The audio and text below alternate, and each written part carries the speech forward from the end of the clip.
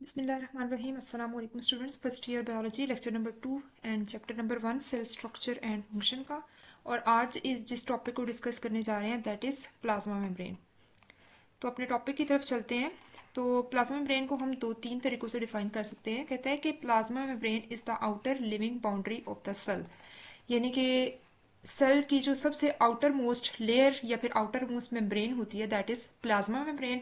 या फिर एक और तरीके से हम डिफाइन करते हैं कि plasma membrane is the boundary of protoplasm. अब प्रोटोप्लाज्म का क्या मतलब है यहाँ पे? For example this is the cell. Cell के अंदर जो है वो nucleus in the centre. Cell के इस रीजन को साइटोप्लाज्म कहा जाता है। और साइटोप्लाज्म प्लस न्यूक्लियस को कलेक्टिवली जो है वो प्रोटोप्लाज्म कहा जाता है। तो वो क्या कह रहे हैं कि plasma membrane is the boundary of protoplasm. तो अगर इन दोनों को कलेक्टिवली हम प्रोटोप्लाज्म बोल रहे हैं तो इनकी जो आउटर मोस्ट बाउंड्री है that is called as plasma membrane. या फिर हम ऐसे कह सकते हैं कि the boundary of the cytoplasm is called the plasma membrane, यानी कि साइटोप्लाज्म के बाहर जो पहली बाउंड्री या लेयर है that is called as plasma membrane. अगर कंपोजिशन की बात की जाए तो प्रोटीन्स इसमें प्रेजेंट होती हैं 60 to 80%। इसमें स्ट्रक्चरल प्रोटीन्स भी आती हैं, फंक्शनल प्रोटीन्स भी आती हैं, जिनको हम वन बाय वन आगे डिस्कस करेंगे, उनके फंक्शंस को देखेंगे। उसके बाद लिपिड्स जो हैं वो 20 to 40% प्रेजेंट होते हैं। और इसकी टाइप्स अगर देखी जाए तो इसमें फॉस्फोलिपिड्स आते हैं, स्टेरॉइड्स आते हैं, कोलेस्ट्रोल आता है। इसके अलावा स्मॉल क्वांटिटी ऑफ कार्बोहाइड्रेट्स, यहाँ पे कार्बोहाइड्रेट्स भी प्रेजेंट होते हैं लेकिन ये कॉन्जुगेटेड फॉर्म में प्रेजेंट होते हैं। अब कॉन्जुगेटेड फॉर्म का क्या मतलब है? मीन के ये किसी और यानी कि ये दूसरे मॉलिक्यूल्स के साथ जो है वो अटैच होके जो एक न्यू मॉलिक्यूल बनाते हैं that is called as conjugated molecules. For example जब कार्बोहाइड्रेट्स प्रोटीन्स के साथ अटैच होते हैं तो the resulting compound is called as glycoprotein. And जब कार्बोहाइड्रेट लिपिड्स के साथ अटैच होंगे and then resulting compound is called as the glycolipids. अच्छा, डायग्रामेटिकली अगर यहाँ पे देखें तो this is the example of plant cell. Plant cell की ये अंदर वाला रीजन जो है दैट इज साइटोप्लाज्म। साइटोप्लाज्म के अंदर जो है ये न्यूक्लियस और बहुत सारे ऑर्गेनल्स प्रेजेंट है। साइटोप्लाज्म की बिल्कुल जो बाहर पहली लेयर या बाउंड्री आपको नजर आ रही है that is called as cell membrane. अब क्योंकि ये प्लांट सेल है, जैसा कि हमने पिछले वीडियो लेक्चर में बात की थी कि प्लांट सेल के प्लाज्मा मेम्ब्रेन के बाहर भी एक एडिशनल लेयर होती है that is called as cell wall. तो अगर मैं यहाँ पे एनिमल सेल की बात करूँ तो एनिमल सेल में जो आउटर मोस्ट लेयर होगी दैट इज सेल मेम्ब्रेन। और अगर प्लांट सेल की बात करूँ तो इसमें जो आउटर मोस्ट लेयर है दैट इज सेल वॉल। तो प्लांट सेल के केस में हम ऐसे भी कहते हैं कि cell membrane is the second boundary या सेकंड लेयर, यानी कि फर्स्ट उनकी सेल वॉल बनती है और सेकंड उनकी प्लाज्मा मेम्ब्रेन बनती है। लेकिन एज कम्पेयर टू अगर हम एनिमल सेल की बात करें तो उसमें जो उनकी पहली लेयर है that is plasma membrane. Okay, उसके बाद स्ट्रक्चर की बात कर लेते हैं। इसके स्ट्रक्चर को हम एक मॉडल से डिस्क्राइब करते हैं that is the fluid mosaic model. अब फ्लूइड का वर्ड निकला है फ्लूइडिटी से, यानी कि प्लाज्मा मेम्ब्रेन का अगर हम स्ट्रक्चर देखें तो उसकी जो नेचर होती है that is fluid in nature. और मोज़ेक का मतलब है कि डिफरेंट टाइप्स ऑफ सब्सटेंसेस, यानी कि प्लाज्मा मेम्ब्रेन का अगर हम स्ट्रक्चर देखें तो यहाँ पे कुछ same type of substances present नहीं होते, बल्कि यहाँ पे हम प्रोटीन्स भी देखेंगे, लिपिड्स भी देखेंगे, कार्बोहाइड्रेट्स भी देखेंगे। तो इस तरीके से, और प्रोटीन्स जो है वो डिफरेंट तरीके से एक्ट कर रही हैं। तो मीन्स कि ये डिफरेंट टाइप ऑफ सब्सटेंसेस से मिलके बनी हुई है, सो दैट्स वाई हम इसको मोज़ेक का नाम देते हैं। अच्छा, अब इस मॉडल को थोड़ा सा डिस्क्राइब कर लेते हैं। कहता है कि the model proposes that the membrane is a phospholipid bilayer. अच्छा, अब यहाँ पे लिपिड कंपोनेंट की बात हो रही है और कौन सी टाइप है इसकी? फोस्फोलिपिड, यानी कि लिपिड के साथ जो है वो फोस्फेट ग्रुप अटैच हुआ है। इसके अलावा bilayer, bi means two and layer means, यानी कि यहाँ पे फोस्फोलिपिड की दो लेयर्स होती हैं आमने सामने। पहले तो हम फोस्फोलिपिड को डिस्कस कर लेते हैं। फोस्फोलिपिड का अगर वर्ड देखें तो इससे हमें पता चल रहा है कि यानी कि एक लिपिड पार्ट होगा और दूसरा फोस्फेट पार्ट होगा। तो कुछ स्ट्रक्चर इस तरह से आता है। ये जो हेड रीजन आपको नजर आ रहा है दैट इज फोस्फेट, और ये जो टेल्स आपको नजर आ रही हैं that is the lipid part. अच्छा, अब ये जो फोस्फेट ग्रुप है, अब अगर हम स्ट्रक्चर की बात देखें तो उन्होंने कहा है कि फोस्फोलिपिड बाय लेयर है। बाय लेयर का मतलब है कि एक लेयर इस तरीके से, ये इसी तरह से एक लेयर अरेंज हुई हुई है और दूसरी इसके सामने होती है, यानी कि हेड और टेल्स के सामने टेल्स आती हैं। तो एक स्ट्रक्चर जब आप प्लाज्मा मेम्ब्रेन का देखते हैं तो उसमें आपको जो है ना ये एक लेयर फोस्फोलिपिड की और उसके सामने ऐसे दूसरी लेयर्स आपको नजर आती है। सो दैट्स वाई हम कहते हैं कि it is a phospholipid bilayer. Phospholipid bilayer in which the protein molecules are either partially और होली एम्बेडेड। हमने देखा कि यहाँ पे जो लिपिड की लेयर्स हैं वो दो होती हैं, यानी कि आमने सामने अरेंज है, एक ये लेयर और एक ये लेयर। अच्छा, इसके अब कह रहे हैं कि इन लेयर्स के अंदर जो है वो प्रोटीन्स अरेंज हुई भी होती हैं और प्रोटीन्स एम्बेड हुई भी होती हैं। एम्बेडेड का मतलब है कि धसी भी होती हैं, यानी कि इन लेयर्स के इनकी टेल्स के अंदर जो है ना वो फंसी भी होती हैं। अब कुछ प्रोटीन्स होती हैं वो पार्शली एम्बेडेड होती हैं और कुछ होती हैं वो होली एम्बेडेड। पार्शली का मतलब कि कुछ होती हैं जो हाफ एम्बेड हुई भी होती हैं, और होल का मतलब है फुल या फिर कंप्लीट। यानी कि ये जैसे प्रोटीन आपको नजर आ रही है, तो इसका कुछ हिस्सा जो है वो सेल के इनसाइड है और कुछ जो है वो आउटसाइड है। यानी कि ये हाफ जो है वो एम्बेड हुई भी और हाफ जो है वो फ्री है। लेकिन ये वाली अगर आप प्रोटीन देखें तो ये जो है वो पूरी की पूरी जो है इस लेयर के अंदर एम्बेड हुई भी है। तो इस तरह से ये जो प्रोटीन्स हैं ये अरेंज हुई भी होती हैं। इसके बाद the proteins are scattered throughout the membrane in an irregular pattern just like the large iceberg float in the sea. अच्छा, अब ये जो प्रोटीन्स की जो अरेंजमेंट है ये कोई रेगुलर पैटर्न नहीं है, यानी कि कोई स्पेसिफिक फार्मूला नहीं है कि लाइक दो फॉस्फोलिपिड के मॉलिक्यूल्स हैं तो उनके बाद एक प्रोटीन होनी चाहिए, फिर दो हैं तो उनके बाद एक प्रोटीन होनी चाहिए। नो, इनका कोई स्पेसिफिक पैटर्न नहीं है, यानी कि ये फ्री जो है ना यहाँ पे स्प्रेड हुई भी होती हैं। बिल्कुल इसी तरह से कि जैसे आप एक सी की एग्जांपल लें और उस सी के अंदर आप कोई आइस का जो है ना एक बड़ा सा पीस डाल दें और वो फ्लोट कर रहा है सी के अंदर, तो बिल्कुल इसी तरह से इसकी एग्जांपल है कि ये लेयर्स जो है ये सी की तरह एक्ट कर रही हैं और इसके अंदर ये जो प्रोटीन्स जो है ना वो जगह जगह आपको स्कैटर या स्प्रेड हुई भी नजर आती हैं, तो ये आइस की तरह एक्ट कर रही हैं। उसके बाद the phospholipid bilayer arranged in such a way that their hydrophobic ends face each other while the hydrophilic ends are appeared on the surface. अच्छा, यहाँ पे दो वर्ड है, number one is hydrophobic and the other is hydrophilic. Hydro को word निकला है water से, phobic means repelling, यानी कि वो वाले हाइड्रोफोबिक मीन्स के water repelling and hydrophilic means water loving. यानी कि वो कह रहे हैं कि the phospholipid bilayer arranged in such a way that their hydrophobic ends face each other. अब अगर यहाँ पे जैसा कि मैंने आपको स्ट्रक्चर बना के दिखाया था एक फोस्फोलिपिड का, this is the phosphate part यानी कि head region, and this is the lipid part tail region. इसके सामने दूसरा आता है, दूसरी टेल, इस तरह से, यानी कि दो लेयर्स हैं तो इस तरीके से अरेंज हुई हुई हैं। तो वो कह रहे हैं कि इनके जो टेल जो होती हैं वो हाइड्रोफोबिक इन नेचर होती हैं और जो हेड होता है वो हाइड्रोफिलिक यानी कि वाटर लविंग होता है, वाटर के साथ इंटरेक्ट कर सकता है। इसके बाद जो टेल्स हैं वो हाइड्रोफोबिक है, यानी कि वो वाटर को रिपेल करती हैं। तो वो कह रहे हैं कि जो हाइड्रोफोबिक सर्फेसेज है उनका वो एक दूसरे की तरफ उनका फेस है, यानी कि फेस कर रही हैं एक दूसरे को, फेस ईच अदर। और जो हाइड्रोफिलिक एंड्स है इनके वो अपीयर्ड हुए हैं, एक बाहर की तरफ आउटर सरफेस पे और एक जो है वो इनर सरफेस पे। यानी कि फॉर एग्जांपल ये एक सेल है तो सेल की मेम्ब्रेन ये साइटोप्लाज्म की तरफ रीजन होगा और ये वाला जो होगा ये सेल के आउटसाइड, इसकी जो ये वाला सरफेस होगी ये सेल के आउटसाइड इसका फेस होगा। तो वो कह रहे हैं कि the phospholipid bilayer arranged in such a way that their hydrophobic ends face each other, यानी कि टेल्स का जो फेस होता है वो एक दूसरे की तरफ है, और हाइड्रोफिलिक्स यानी कि हेड्स की बात हो रही है, are appeared on the surface. तो यानी कि एक बाहर की सरफेस की तरफ और एक इनसाइड सरफेस की तरफ। द स्टेरॉइड्स, अब जैसा कि मैंने बात की थी लिपिड्स के यहाँ पे टाइप्स हैं, जो फोस्फोलिपिड्स भी प्रेजेंट होते हैं, स्टेरॉइड्स भी प्रेजेंट होते हैं, कोलेस्ट्रॉल्स भी प्रेजेंट होती हैं। तो जो फोस्फोलिपिड की तो यहाँ पे जो है ना वो मेन कंपोनेंट है, यानी कि जो लेयर बना रहा है दैट इज फोस्फोलिपिड। अब दूसरे जो लिपिड्स हैं जैसा कि स्टेरॉइड्स हो गया, कोलेस्ट्रॉल हो गया, are wedged into the phospholipid bilayer at some interval. Wedged का भी यही मतलब है कि जैसे यानी कि इन्होंने अपने आप को ये अरेंज हुए हुए उसी बाइलेयर के अंदर, फॉर एग्जाम्पल, और ये बाइलेयर की टेल्स के अंदर अरेंज हुए हुए होते हैं इस तरीके से। स्टेरॉइड्स और कोलेस्ट्रॉल जो है वो बायलेयर की या फोस्फोलिपिड बायलेयर की टेल्स के अंदर इस तरह से वेज हुए हुए होते हैं। Plasma membrane is asymmetrical, that is their two surface and halves are not identical. Identical का ये मतलब है नॉट आइडेंटिकल यानी कि सेम नहीं है, दोनों सरफेसेस, यानी कि दोनों सरफेसेस वेरी करती हैं। इस स्ट्रक्चर को, इस सरफेस को अगर आप देखें और इस सरफेस को देखें तो आपको डिफरेंस नजर आता है। कैसे डिफरेंस नजर आता है? जो बाहर वाली सरफेस है इस पे जो है ना कुछ चीजें ऐसी हैं इस पे अटैच होती हैं जो कि इनसाइड सरफेस पे नहीं होती, और कुछ चीजें इनसाइड सरफेस पे ऐसी होती हैं जो कि आउटसाइड। फॉर एग्जाम्पल आगे हम कार्बोहाइड्रेट में देखेंगे कि जो ग्लाइकोलिपिड्स और ग्लाइकोप्रोटीन्स हैं वो आउटर सरफेस पे अटैच हैं और इनर सरफेस पे अटैच नहीं है।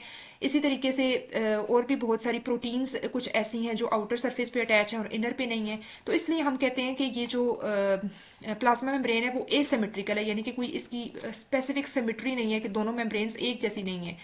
Their two surfaces and halves are not identical. Not identical का वर्ड है तो ऑब्वियसली एसिमेट्रिक, अगर आइडेंटिकल होता तो फिर सिमेट्रिक होता। अच्छा, next the proteins with in the membrane determines most of the function, यानी कि प्लाज्मा मेम्ब्रेन के जो ज़्यादातर फंक्शंस हैं वो प्लाज्मा मेम्ब्रेन के अंदर जो प्रोटीन्स प्रेजेंट हैं वो कंट्रोल करेंगे। इसके अलावा कार्बोहाइड्रेट को देखें अगर, तो जैसा कि हम पहले बात कर चुके हैं कि कार्बोहाइड्रेट या तो प्रोटीन के साथ अटैच होंगे तो जो रिजल्टिंग कंपाउंड बनेगा दैट इज़ ग्लाइकोप्रोटीन, या फिर लिपिड्स के साथ अटैच होंगे तो लिपिड्स के साथ अटैच होने से जो रिजल्टिंग कंपाउंड बनेगा दैट इज़ ग्लाइकोलिपिड। और ये प्रेजेंट कहाँ पे होते हैं? Generally on the outer surface of the membrane. यहाँ पे अगर आप स्ट्रक्चर देखें तो आपको ये जो हेड रीजन, ये फोस्फोलिपिड की एक लेयर और उसके सामने ये फोस्फोलिपिड की दूसरी लेयर, इसी तरह से ये फोस्फोलिपिड की एक लेयर और ये फोस्फोलिपिड की दूसरी लेयर्स। अच्छा, इसके अंदर अगर आप देखें तो आपको कुछ प्रोटीन्स नजर आ रही हैं, जैसा कि ये वाली प्रोटीन, इसका कुछ हिस्सा आपको बाहर नजर आ रहा है और कुछ हिस्सा जो है वो अंदर की तरफ है। इसके अलावा बनिस्बत इस प्रोटीन को देखा जाए तो ये प्रोटीन जो है वो फुली इस मेम्ब्रेन के अंदर जो है वो एम्बेड हुई हुई है। इसके अलावा कार्बोहाइड्रेट जो है वो ग्लाइकोलिपिड की फॉर्म में है, और ग्लाइकोप्रोटीन्स के जो प्रोटीन्स के साथ अटैच हैं दैट इज ग्लाइकोप्रोटीन, और जो लिपिड्स के साथ अटैच हैं दैट इज ग्लाइकोलिपिड। ये अगर व्यू देखा जाए ना तो ये एक्सटर्नल सरफेस, यानी कि इसकी जो सरफेस है ये सेल के बाहर की तरफ फेस है इसका, और ये देखा जाए तो सेल के अंदर की तरफ, यानी कि इसके बाद जो है वो साइटोप्लाज्म का रीजन जो है वो शुरू होता है। और बिल्कुल इसी तरह जैसे हमने नेचर की बात की थी तो ये जो हेड रीजन है दैट इज हाइड्रोफिलिक, और जो टेल रीजन है that is hydrophobic in nature. अच्छा, हमने जो बात की है कि कुछ प्रोटीन्स जो होती हैं वो कुछ पोर्शन अंदर होता है या फिर कुछ बाहर होता है, तो इनको ना डिफरेंट नाम दिए गए हैं, यानी कि यहाँ पे दो तरह की प्रोटीन्स प्रेजेंट हैं, पेरिफेरल प्रोटीन्स और इंटीग्रल प्रोटीन्स। अब पेरिफेरल प्रोटीन्स कौन सी हैं? Only located in the inner और outer surface of the phospholipid bilayer, या तो अंदर की तरफ प्रेजेंट होंगी या बाहर की तरफ प्रेजेंट, यानी कि या तो ऊपर वाली सरफेस पे प्रेजेंट होंगी या बाहर वाली, यानी कि वो प्रोटीन्स जो कि पार्शली एम्बेडेड हैं तो उनको हम पेरिफेरल प्रोटीन्स, पेरिफेरल का वर्ड निकलता है बाउंड्री से, यानी कि जो सिर्फ जो होंगी वो सरफेस पे प्रेजेंट होंगी, तो ऐसी प्रोटीन्स को नाम दिया जाता है पेरिफेरल प्रोटीन्स का। उसके बाद इंटीग्रल प्रोटीन्स, इंटीग्रल प्रोटीन्स जो कि पूरी की पूरी यानी कि होली एम्बेडेड होंगी लिपिड बायलेयर के अंदर, तो ऐसी प्रोटीन्स को नाम दिया जाता है इंटीग्रल प्रोटीन्स का। तो यहाँ पे अगर आप देखें तो this is the integral protein and this is the peripheral protein.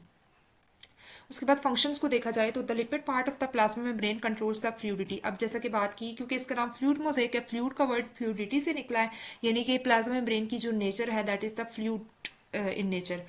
अच्छा, अब इसकी जो ज़्यादातर फ्लूइडिटी है वो लिपिड पार्ट जो है वो कंट्रोल कर रहा है। फॉर एग्जांपल ये हेड है और ये टेल रीजन है, ये टेल जो लिपिड पार्ट है इसकी वजह से फ्लूइडिटी आती है। यहाँ पे मैं मज़ीद कुछ यहाँ पे डिस्कस करेंगे कि लिपिड टेल जो होती है वो दो तरह की हो सकती है। फॉर एग्जांपल ये स्ट्रेट चेन और ये यहाँ से थोड़ी बेंड। अब ये क्या, ये सैचुरेटेड और ये अनसैचुरेटेड। सैचुरेटेड का क्या मतलब है? अब क्योंकि लिपिड जो चेन है दैट इज हाइड्रोकार्बन, यानी कि इसमें कार्बन टू कार्बन बॉन्डिंग हुई हुई है, तो जो सैचुरेटेड होती है उसकी carbon to carbon single bonding होती है, यानी कि कार्बन टू कार्बन जितने भी बॉन्ड बनते हैं दैट इज सिंगल बॉन्ड। तो अगर इस तरह के जो है ना वो आ जाती हैं, फोस्फोलिपिड्स आमने सामने आ जाते हैं, तो इनकी जो है ना इंटरेक्शन आपस में ज़्यादा होती है, यानी कि इनके अंदर जो पैकिंग होती है वो स्ट्रॉन्ग पैकिंग होती है। लेकिन अगर इस तरह के मॉलिक्यूल्स आमने सामने आ जाएं तो इनकी पैकिंग जो होती है वो लूज हो जाती है, यानी कि इनमें थोड़ा सा जो है ना वो डिस्टेंस आ जाता है। किसकी वजह से? इस बेंडिंग की। जहाँ पे carbon to carbon double bond होता है वहाँ पे इस तरह से बेंडिंग आ जाती है। इस बेंडिंग की वजह से फोस्फोलिपिड की दूसरे फोस्फोलिपिड मॉलिक्यूल के साथ पैकिंग लूज हो जाती है। और बेसिकली अगर हम फ्लूइडिटी की बात करें ना तो जितनी concentration of unsaturated fatty acid, यानी कि ये डबल बॉन्ड वाले अनसैचुरेटेड फैटी एसिड प्रेजेंट होंगे प्लाज्मा मेम्ब्रेन में, उतनी प्लाज्मा मेम्ब्रेन की फ्लूइडिटी ज़्यादा होगी।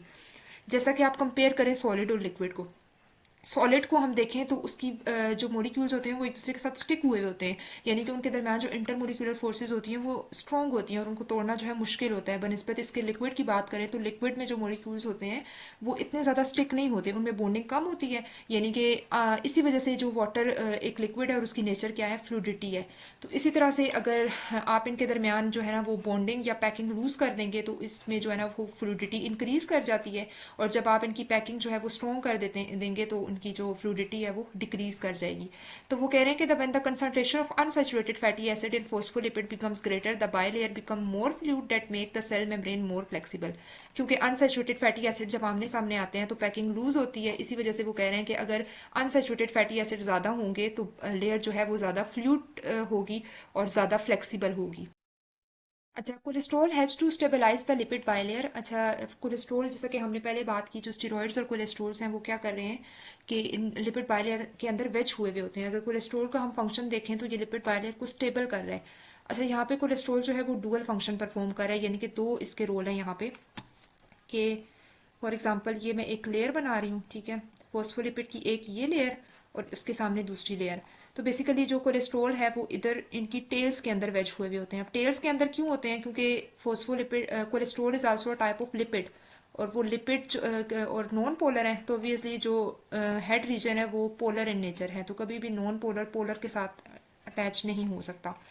अब इसका क्या फंक्शन है कि ये जब टेल के अंदर वेज हुए हुए हैं तो नॉर्मल टेम्परेचर या फिर लो टेम्परेचर पे क्या होता है कि टेल्स के अंदर है अब ये, तो इसका क्या मतलब है, जब टेल्स के अंदर है तो इनके दरमियान डिस्टेंस जो है वो इंक्रीज कर जाता है, और इसके अलावा इनकी पैकिंग जो है ना लूज हो जाती है। इनकी पैकिंग लूज होती है तो क्या होता है कि फ्लूइडिटी इंक्रीज कर जाती है। और एक रोल ये हो गया। अब दूसरे तरीके से ये इसको कैसे स्टेबल करिए कि जब टेम्परेचर बॉडी में कभी इंक्रीज कर जाए तो क्या होता है कि ये लेयर के चांसेस होते हैं कि ये मेल्ट कर जाए, तो दूसरी सेंस में ये जो कोलेस्ट्रोल है वो इसको मेल्टिंग से भी बचाता है। तो इस तरीके से हम कहते हैं कि ये मेम्ब्रेन को जो है ये स्टेबल करके रखता है। इसके अलावा एक और फंक्शन देखा जाए तो it also restrict the entry और the exit of polar molecules and the ions. Obviously ये नॉन पोलर इन नेचर है, तो पोलर मोलिक्यूल्स को ना ये अंदर आने देगा और ना ये बाहर जाने देगा। इसके अलावा प्रोटीन्स, प्लाज्मा मेम्ब्रेन के अंदर जो प्रोटीन्स हैं उनके फंक्शंस देख लेते हैं। अच्छा, ये जो प्रोटीन्स है ना ये डिफरेंट तरीके से एक्ट करती हैं। कुछ हैं जो ट्रांसपोर्ट प्रोटीन्स की तरह एक्ट करती हैं, इसमें दो एग्जांपल्स आती हैं, एक आती हैं चैनल प्रोटीन और दूसरी आती हैं करियर प्रोटीन्स। इसके अलावा कुछ प्रोटीन्स हैं जो इंजाइम की तरह एक्ट करती हैं, कुछ हैं जो रिसेप्टर्स की तरह एक्ट करती हैं, कुछ हैं जो एंटीजेंस की तरह एक्ट करती हैं। सबसे पहले देखते हैं ट्रांसपोर्ट प्रोटीन्स को, यानी कि चैनल और करियर प्रोटीन्स को। कह रहे हैं कि certain plasma membrane proteins are involve in the passage of molecule through the membrane. अच्छा, एक मिनट। यानी कि कुछ प्रोटीन्स ऐसी हैं जो कि पैसेज का क्या मतलब है, रास्ता देना, यानी कि क्या करेंगी कि वो मॉलिक्यूल्स को रास्ता देंगी कि वो मेम्ब्रेन से गुजरें, यानी कि इनसाइड भी आए और आउटसाइड भी जाएं। तो कह रहे हैं कि सम ऑफ दोज हैव, इसमें दो आती हैं चैनल प्रोटीन्स और carrier proteins. Some of those have a channel through which a substance simply can move across the membrane. अच्छा, जो चैनल प्रोटीन्स है ना वो आप समझेंगे सिर्फ और सिर्फ रास्ता दे रही हैं, यानी कि ना वो अपनी शेप को चेंज करती हैं और ना कुछ और, यानी कि वो सिर्फ और सिर्फ आप समझे कि उनको रास्ता दे रही हैं कि आओ भाई आओ गुजरो मेरे अंदर से, ठीक है। और दूसरी जो होती है करियर प्रोटीन्स क्या करती हैं कि सब्सटेंसेस को अपने साथ बाइंड करती हैं। फॉर एग्जांपल ऊपर से सब्सटेंस आया तो ये क्या करेंगी, अपनी ऊपर वाली सरफेस को जो है वो ओपन कर लेती हैं, सब्सटेंस को यहाँ पे बाइंड किया तो फिर क्या होता है कि ये ऊपर से खुद को दोबारा से क्लोज कर लेती है और नीचे वाली सरफेस ओपन होगी और ये मॉलिक्यूल जो है ना ये सेल के इनसाइड मूव कर जाता है। तो इस तरीके से ये क्या करती हैं कि careers that combine with substance, के सब्सटेंस को अपने साथ कंबाइन करती हैं एंड देन इनको जो है ना वो मेम्ब्रेन से, यानी कि ये क्या कर रही है बेसिकली, ये अपनी शेप को चेंज करके उनको जो है ना अंदर की तरफ लेके जा रही हैं। जबकि करियर चैनल प्रोटीन्स को देखा जाए तो चैनल प्रोटीन्स ऐसा नहीं करती, वो सिर्फ और सिर्फ जो है ना वो एक पैसेज दे रही हैं, उनको रास्ता दे रही हैं, बल्कि ना उनकी जो है ना शेप देखी जाए तो वो फिक्स शेप होती है। इसके अलावा दूसरी है इंजाइम्स। कुछ प्रोटीन्स, अब आपने देखा होगा या पढ़ा भी होगा पहले कि इंजाइम्स की जो नेचर होती है that is the proteinaceous in nature. तो यहाँ पे कुछ प्रोटीन्स ऐसी हैं जो कि प्रोटीन्स की तरह एक्ट कर रही हैं। अच्छा, उसमें यहाँ पे एक एग्जांपल उन्होंने दी हुई है एडिनाइलेट साइक्लेज, जो कि एक एंजाइम है, यानी कि प्रोटीन्स ये यहाँ पे जो है ना ये प्रोटीन्स यहाँ पे एंजाइम का काम कर रहे हैं which convert ATP to cyclic AMP. अच्छा, यहाँ पे उन्होंने जो है ना मजीद ये बताया नहीं हुआ कि आगे, तो हम इस प्रोसेस को जो है ना थोड़ा सा डिस्कस कर लेते हैं। एडिनालेट साइक्लेज एक ऐसा एंजाइम है जो कि एटीपी को अपने साथ बाइंड करता है। एंजाइम क्या करता है, अपने साथ किसी भी सबस्ट्रेट को अटैच करता है, तो यहाँ पे एडिनालेट साइक्लेज का जो सबस्ट्रेट है दैट इज एटीपी, तो वो एटीपी को अपने साथ अटैच करता है और फिर इसको कन्वर्ट कर देता है एएमपी में, एडिनोसिन मोनोफॉस्फेट में।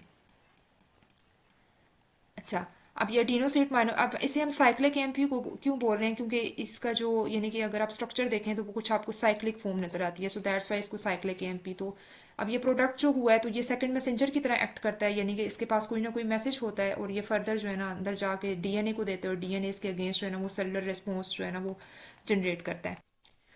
अच्छा, receptors molecule some act as the receptors that receive the signals from the other cells. Receptor का वर्ड निकला है यानी कि रिसेप्टर जो है वो रिसीव करते हैं सिग्नल्स किसी भी दूसरे मॉलिक्यूल से। अच्छा, वो मॉलिक्यूल कौन हो सकता है, हार्मोन्स हो सकते हैं, ठीक है।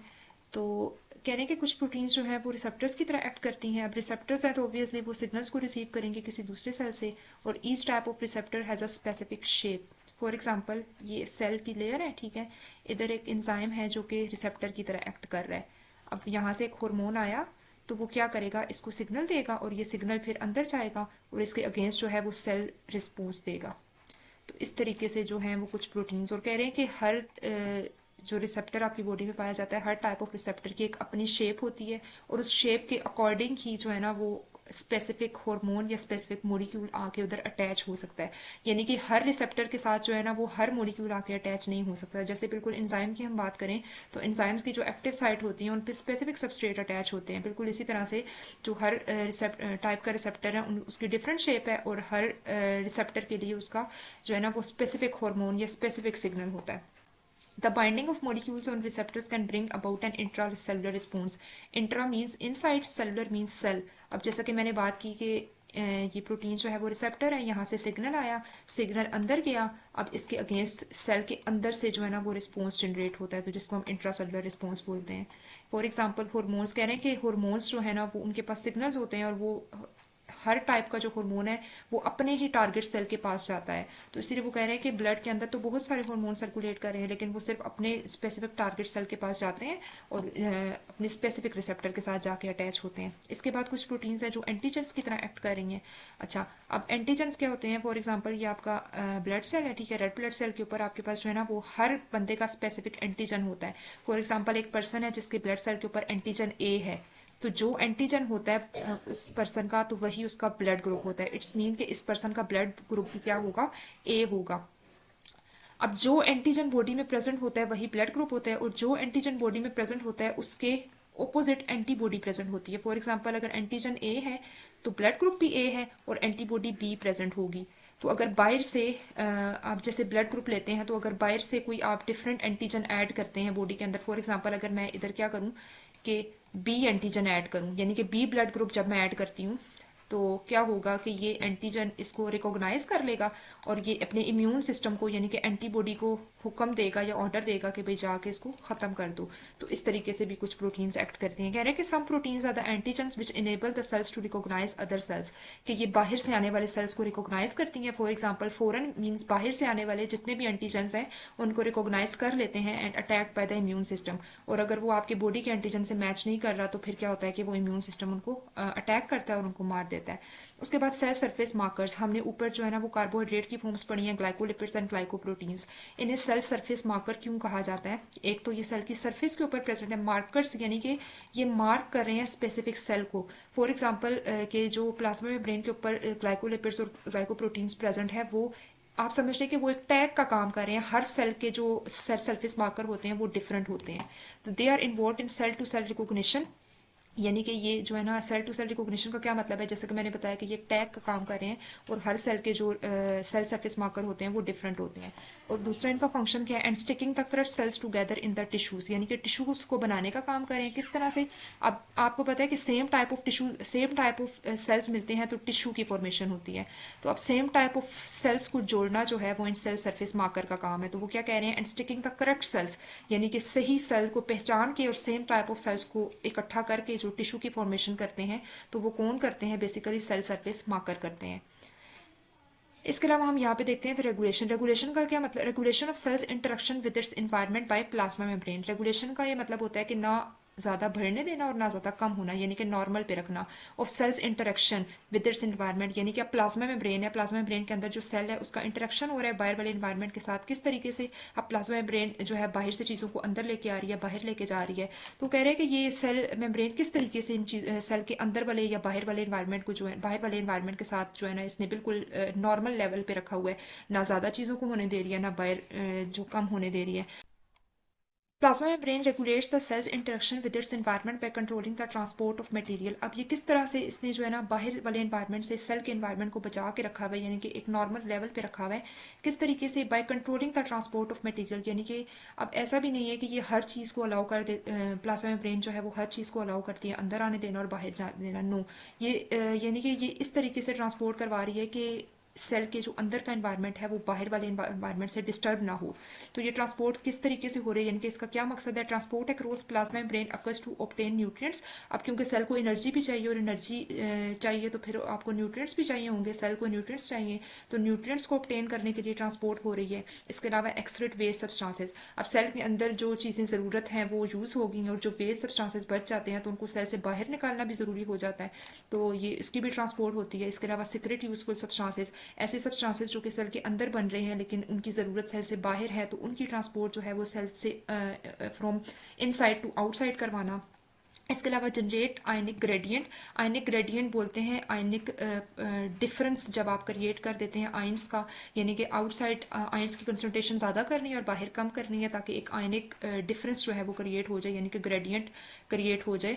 तो जैसा कि नर्वस और मस्कुलर एक्टिविटी यहाँ पे हम एक्सप्लेन नहीं करेंगे, लेकिन इसमें बेसिकली होता क्या है नर्व्स या मसल्स के अंदर कि नर्व्स के अंदर जैसे कि नर्व इम्पल्स जो है वो ट्रैवल करती है, तो वो किस तरीके से ट्रैवल करती है जब आप आयनिक डिफरेंस जो है वो जनरेट करते हैं। तो बिल्कुल इसी तरह से ये भी सेल मेम्ब्रेन का काम है। इसके अलावा maintain a suitable pH and ionic concentration within the cell for enzyme, और एंजाइम जो है यहाँ पे हमने देखा कि कुछ प्रोटीन्स जो है वो एंजाइम की तरह एक्ट कर रही हैं और एंजाइम जो है वो उनकी स्पेसिफिक टेम्परेचर पे वो वर्क करते हैं। इसके अलावा वो स्पेसिफिक पीएच पे काम करते हैं। अगर आप उनको वो स्पेसिफिक पीएच या उनको जो कंडीशंस रिक्वायर्ड हैं वो आप उनको नहीं देंगे तो वो अपना काम परफॉर्म नहीं करेंगे। तो ये सारी चीज़ें जो है ना वो प्लाज्मा मेम्ब्रेन कंट्रोल कर रही है और इस तरह से सेल वाले अंदर के एनवायरनमेंट को जो है ना वो मेंटेन करके रखा हुआ है, रेगुलेट करके रखा हुआ है। So that's all about the plasma membrane. Hopefully आपको ये कंसेप्ट जो है ना वो क्लियर हो गया होगा।